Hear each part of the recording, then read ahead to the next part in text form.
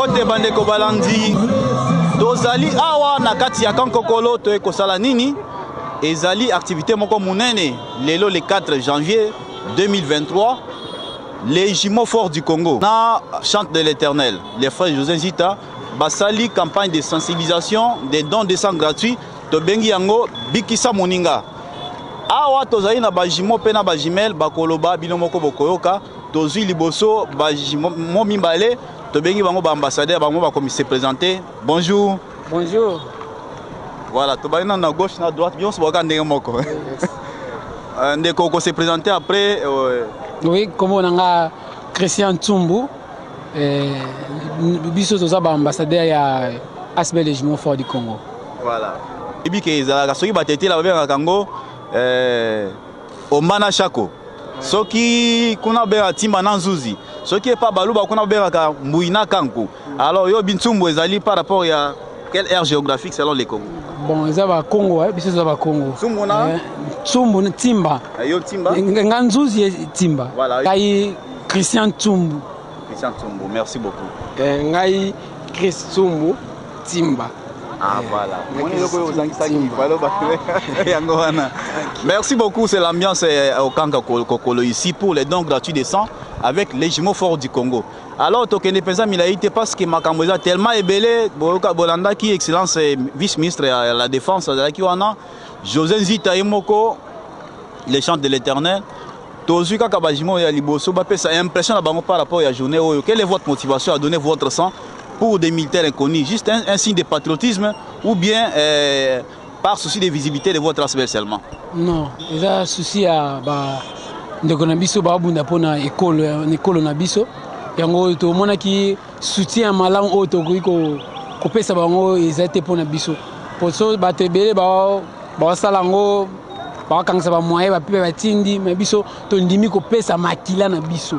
Makila so da ko pesa makila ezada ko pesa yo moko mobimba yo momo c'est la vie vraiment yango to ndimbe ko pesa makila na biso pona ko soutenir FARDC na biso.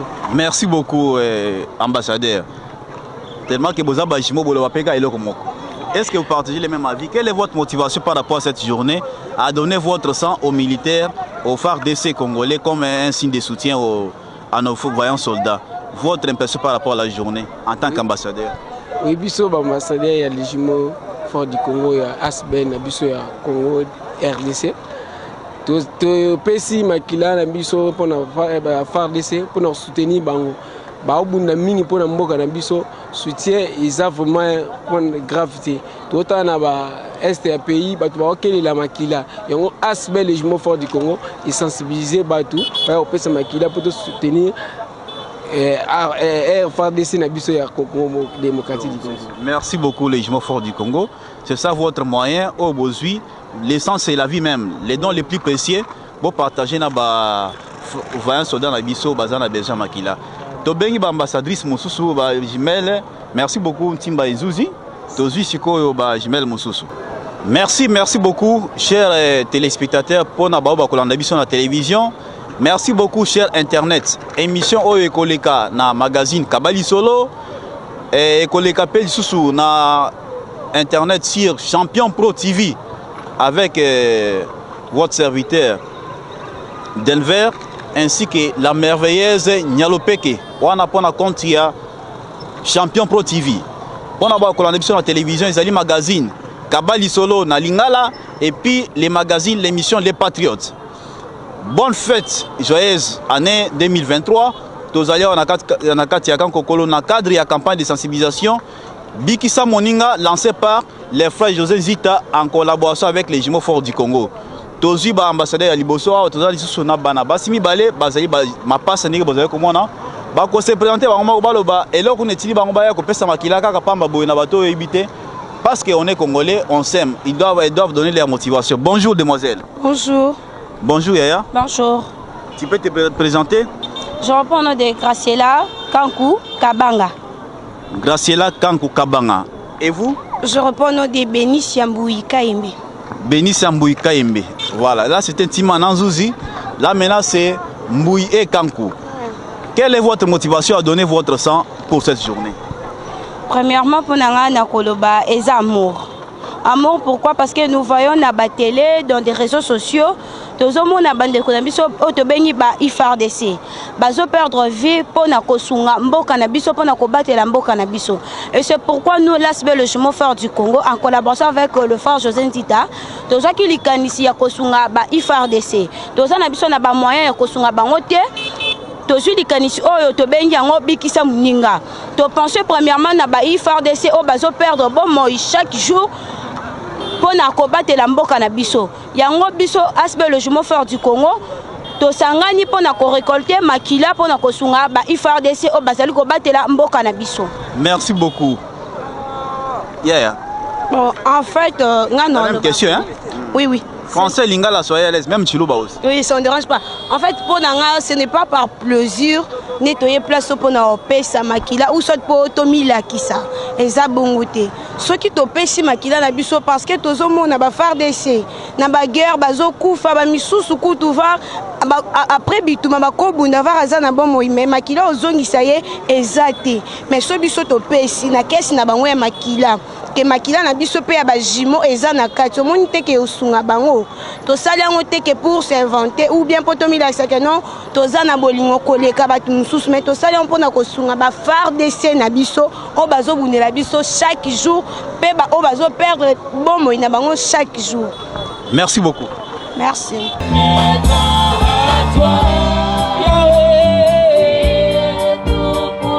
Pona bola mona biso. Alors, nalingi bisiko zwami na monoko lingi ezo dépendre la religion na yo banda kotombola nzambe pesa nzambe merci.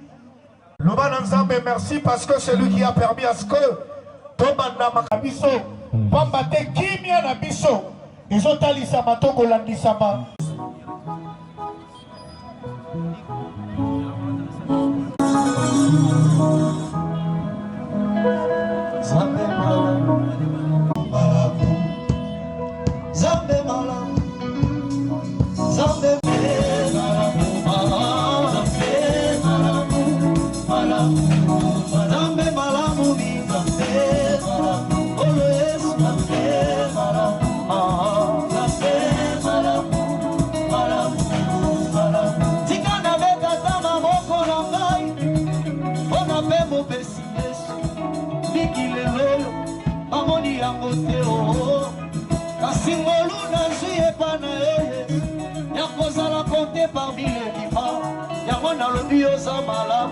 Malamu malamu zambe o zambe malamu zambalo zambe malamu zambamo zambe malamu zambe malamu zambe malamu o zambalamu zambe malamu zambe malamu yema elonga nanga o elonga nanga o mama.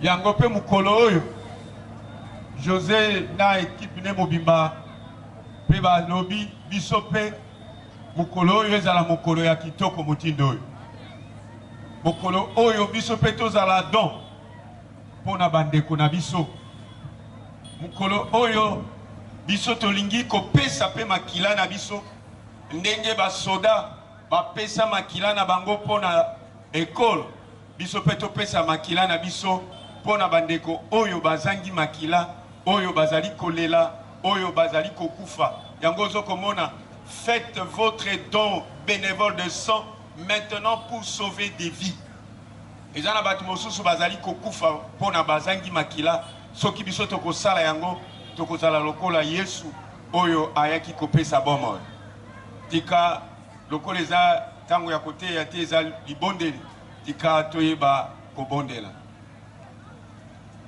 Nzambe tata na biso lokumu kembo masanzoli ezonga mboka na yo na mokolo monene motema na ye ete azala elembo mpona moninga oyo azali kokufa nzambe asala yango na motema moko motema malamu motema ya bolingo ete kimia ezala kati na biso bo nyonso bakopesa makila na bango nzambe yo oyebi ndenge nini obotaka makila na kati na banzoto na biso ndenge nini yo kosala ya malamu lisusu koleka wana biso tozali kozala don yo mpe okosala ete bomoi na biso ezala kaka ntango nyonso don sungana na biso nzambe esika oyo ete tobanda na bango tokoba na bango kino tokosukisa na bango lokumu kembo ezonge epai na yo na boko makasi natunaki awa na camp tobetaka milolo te awa na camp tobetaka milolo te awa milolo ezalaka te. Voilà, ça se passe comme ça. Merci beaucoup à Papa Dieudonné, que Dieu vous bénisse. Encore une fois de plus.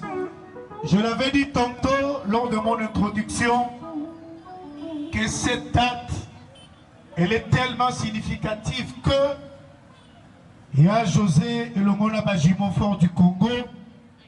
Yaya Nabiso, maman Nabiso, la seule façon de contribuer est Ali couper cette campagne et ici au camp Kokololao.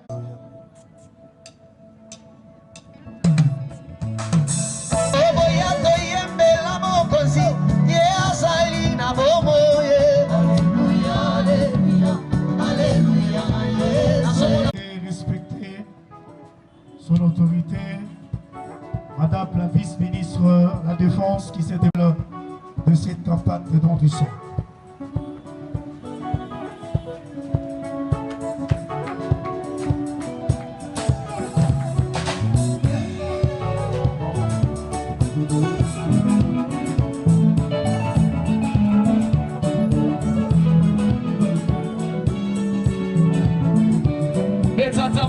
Betata maboko na mwa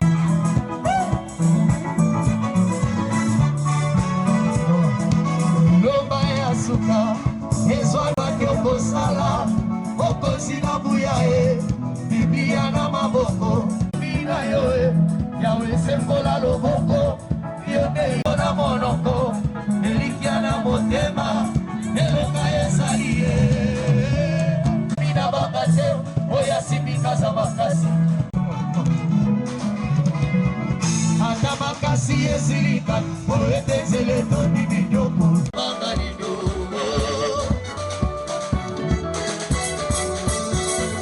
azali kosala na bangalido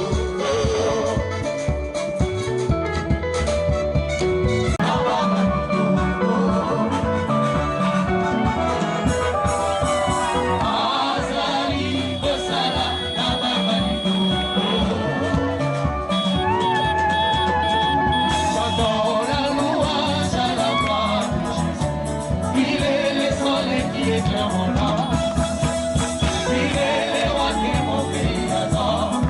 Jésus est ma joie, il est ma consolation, il est ma consolation, il est le roi.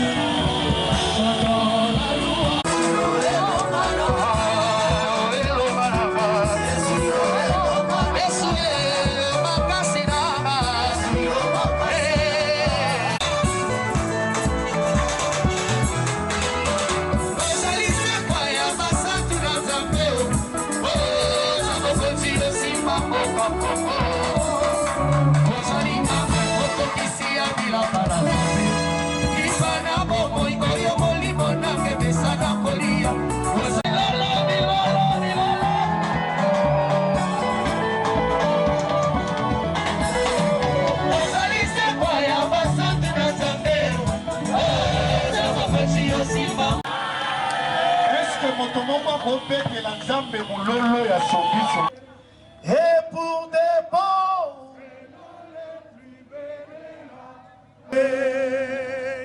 l'hymne sacré de notre solidarité, fièrement saluer l'emblème d'or de notre souveraineté.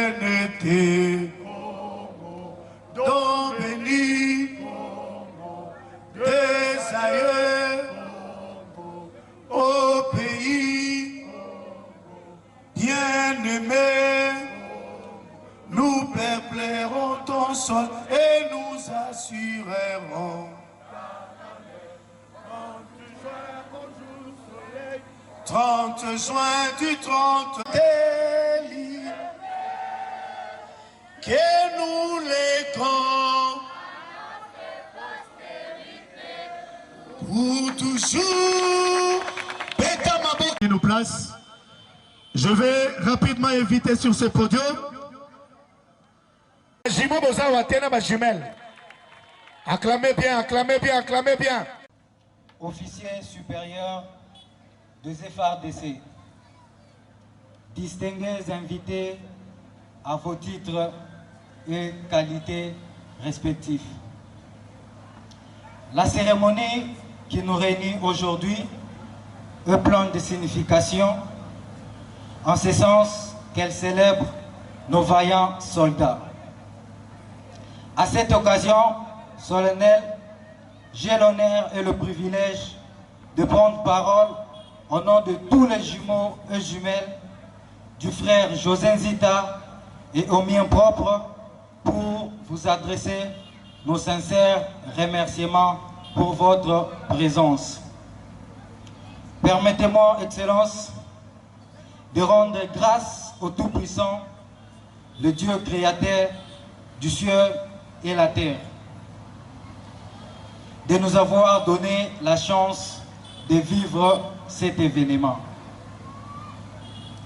Il nous plaît d'exprimer en ces lieux notre grande joie de recevoir pour compte de notre projet qui apporte soutien aux FARDC dénommé Bikisa Moninga, don du sang pour les FARDC, avec comme motivation partageons notre vie avec nos vaillants soldats par le sang. Tel est le thème de notre activité qui traduit la forte volonté et l'amour de jumeaux et jumelles ainsi que de frère José Nzita de soutenir nos vaillants soldats qui se sacrifient pour la protection de notre pays. Félix Antoine Tshisekedi Tshilombo, président, gratitude de la population civile congolaise de notre ASBEL, le jumeau fort du Congo aux FARDC. La force, le courage, c'est prouver à 100% notre soutien, c'est sauver le vie des gens qu'on aime, car beaucoup sont exposés à des énormes risques. Alors, soyons donc les héros dans leur vie. La joie est de commencer l'année 2023 de la meilleure de façon en posant un acte citoyen et très noble. Plus de solidarité et fraternité vraie envers nos FARDC, car le sang est un médicament qui ne peut pas être fabriqué au laboratoire. Excellence, ici est de signaler que cette campagne sur le don de sang est organisée par le moyen propre, qui sont d'ailleurs insignifiants pour nous permettre de bien continuer cette collecte. Raison pour laquelle nous profitons de cette occasion de lancer une sonnette d'alarme pour solliciter les recours de nos différentes autorités et inviter ici présents de soutenir matériellement et financièrement ces projets pour son avancement et son bon fonctionnement. Car c'est une cause très noble qui ne peut tout nous laisser indifférents. Une sagesse africaine nous enseigne que la reconnaissance est la meilleure de toutes les vertus. Cet adage démontre que nos efforts seront vains sans votre soutien et engagement personnel. Religieuse pour l'accompagnement de ce projet. Merci, ministre à la Défense, notre maman, maman Séraphine. Est-ce que vous pouvez mettre ma beaucoup bien? Est-ce que vous pouvez bêta maboko bien, bêta ngo bien. Bêta bien, bêta pena bien. Bêta. Je vais d'abord qu'on puisse chanter l'amour de cette personne-là qui s'est donné pour nous. Lui qui n'a jamais commis ni connu le péché, mais il a pris notre place à Golgotha pour que nous puissions avoir la vie et la vie éternelle. Nous allons chanter une chanson qui prouve vraiment son amour. Je vais vous demander de vous tenir debout, je vous en prie. Yesu nabo, sundeko nabo lingo, yo linginga mingi, linginga mingi, yo kufela kinga ye, yo otalisi ngatela, yemba, Alléluia, gai nalingi kolo Yesu Masia, Alléluia, na ye.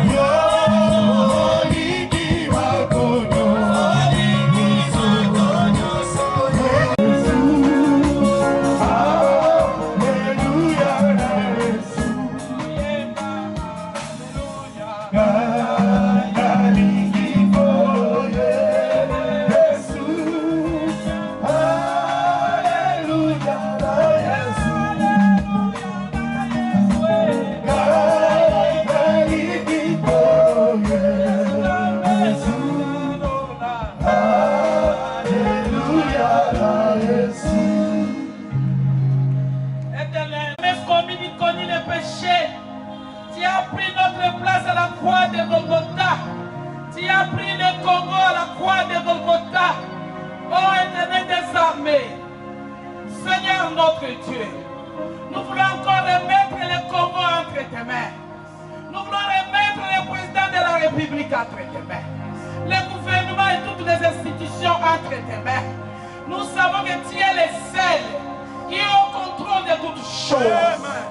Rien ne t'échappe, rien ne te dépasse. Tu demeures de l'éternité à l'éternité. Éternel notre Dieu, cette équipe qui a pensé donner le sang pour les autres. Oh Jésus-Christ, tu as donné ton sang pour nous. C'est ça qui ne change ni de couleur ni d'efficacité. C'est ça qui est le même hier, aujourd'hui et éternellement. C'est ça qui nous lave et trouve l'âme. Éternel, merci. Tu vas bénir, c'est toi qui... Nous avons ainsi prié. Amen. Amen. Je vous dis au niveau de l'Ituri d'Okabounia, j'ai vu de mes yeux des choses horribles. Merci pour les sang que vous allez donner. Parce qu'il y a des militaires qui sont dans des hôpitaux à l'Est. Et le sang, il y a des groupes qu'on cherche, qu'on n'en a pas. Cette idée que vous avez eue, je sais et je confirme que ça fait temps. Je vais vous dire que la victoire est certaine. Amen. Avec notre actuel président qui porte dans son cœur, avec le premier ministre et le ministre Kabanga, dans peu de temps, d'ailleurs nous avons déjà commencé, nous serons dans la joie. Si par exemple, vous avez pensé donner quelque chose à l'armée, participer, poser votre main dans la pâte et que vous n'avez pas eu l'argent, et que vous n'avez pas eu un matériel à donner, je vous dis que le sang que vous allez donner, c'est plus que l'argent. C'est plus que l'argent.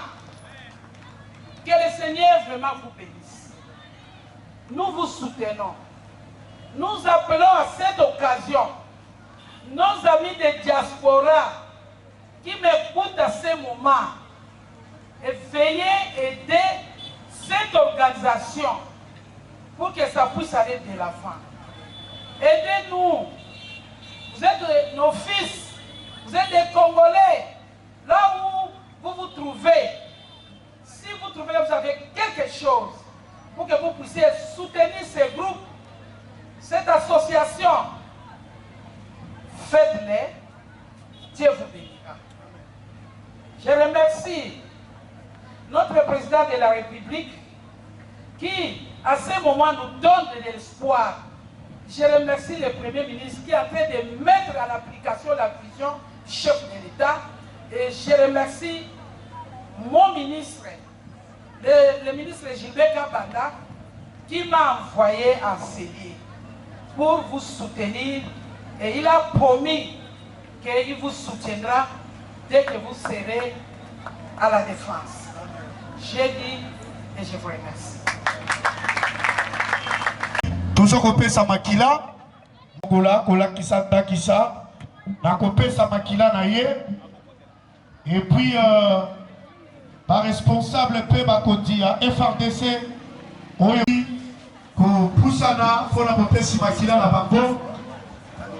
Bakoti protocole et ko sunga ba yeba so balingi copé sa sardine pona déséquilibre les alité.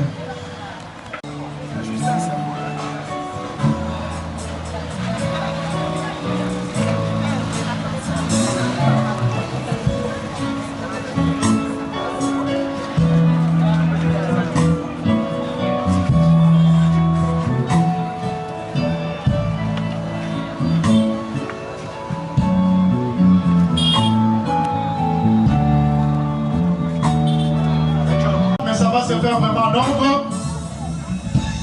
Bandeko ya ba protocole. Tout ça, il y a beau pessi.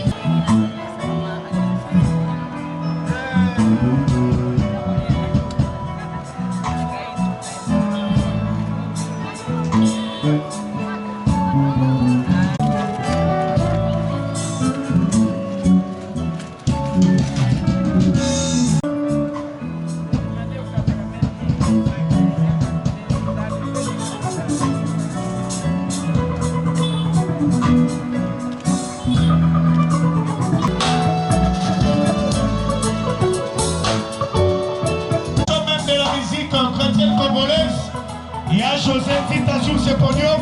Est-ce qu'on peut mettre ma main pour José Tita? Mettez ma main bien, mettez ma main bien. Dans la voisine, la fête commence. Le bal a bonne année, ils ont continué.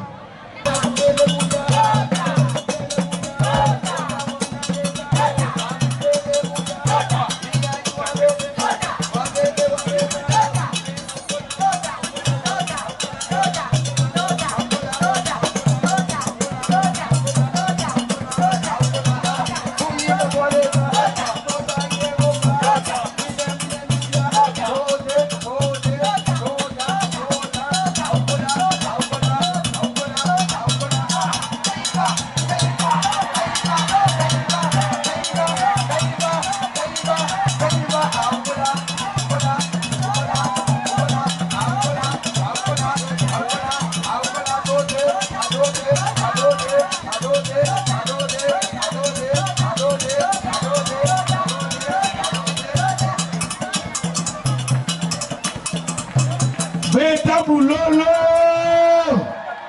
Tete, banore mikie babi nanan tot. Tant que kolo zangande boye, bino 10 minutes ko give 10 minutes ko give kita. Na linga bana mi bado. Na mutambunda kendete. Tota wa meza ya tota ya ko tota toya.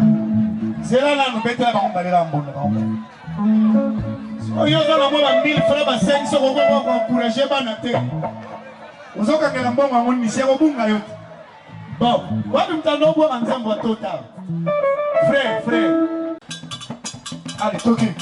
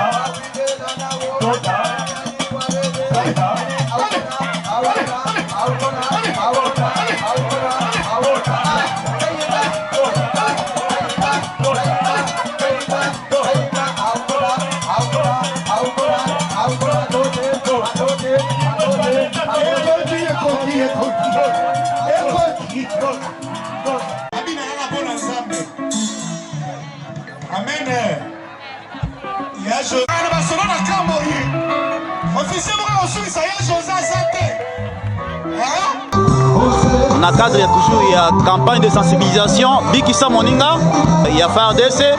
Parce que on est les bénéficiaires, il y a donc Oyo. Donc, c'est Maloba, parce que vous n'avez pas de bango. Bonjour madame. Bonjour monsieur.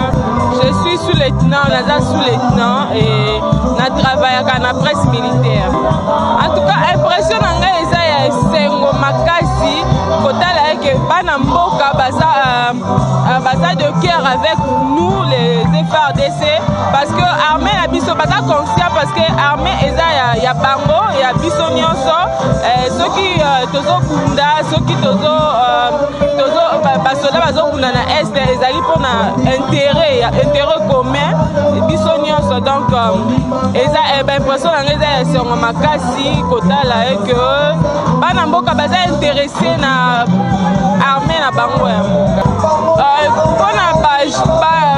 jumeau fort du Congo en tout cas nazali ko motiver nazali ko exhorter bango ba continuer na initiative oyo balemba te bazala makasi faire sonner alarme afin que baorgane nyonso baautorité bayoka bango baporter bango main forte pour que bakende liboso parce que eza initiative moko ekoki kosuka te il faut bacontinue yango parce que ezali kosunga ba FARDC. Merci beaucoup. Vous avez dit les noms? C'est sous-lieutenant Mote Gracia Paola. Merci beaucoup. Basili makila o nakoka kosalisa bango mpo lobi mpe nzambe mpe nayosunga ngai bango mpe bakoka kosungama na nyonso tu nzambe asalisa bango na place bazali sikoyo mpona baninga mosusu message nini okozala nango mpona kopesa na baninga parce kampagne oyo eza ya ta ebele message nini oza nango okoki kopesa na bandeko mosusu nakopesa bango message bakoka kaka kosunga babanga eloko moko te eloko moko mabe eza te eza lisalisi neti tozosalisa bandeko na biso atuka nzambe mpe akosalisa mpe biso akosunga biso merci na bino bakonzi na biso merci mokoner naza lipasa te naza mpe soda te naza yaya bamapasa bon eloko nini epousse yo vraiment ondima koya kopesa makila na yo mpona kosoutenir FARDC? Premièrement, eloko impressionnaire naza congolais. Force armée congolaise eza armée ya biso yango nde batelaka biso uta mobu ya mboka na biso ekelama na yango nazalaki impressionné namonaka ndenge bandeko na biso basoda bakufaka et puis bazobunda bitumba oyo ça fait plus de 30 ans oyo biso nyonso toyebi esalaki ngai pasi emotivaki ngai koya kopesa makila na ngai mpona force armée congolaise bongo sika mpona bandeko bazali nanu kotarde bazokobanga bazoyimayima message nini okoki kopesa bandeko bazolanda biso sikoyo? Message nakopesa pa bandeko naza jeune lokola bino. En tout cas, pour la Rolinga Mboka, il faut qu'on se sacrifie pour la Mboka. Mapinga a se sacrifier pour la biso. Bazola la terre, boutou moi, bazo kundela Mboka, pour biso tozwa kimia. Alors, na sengi la ba jeune, oh baza ba jeune lorolanga, ngai exemple, ngai ko pesa makila na ngai. Bino ba oh bozana ba ndako. Okende na ba site nyo surtout oh ba ko sala, oh bazo pesa makila pour na don de sang pour na faire de c'est pour pesa makila na bino parce que ceux qui bango baza mzoto kolongono etandi moko te ya mboka na biso ekokende pa monguna. En tout cas, merci beaucoup.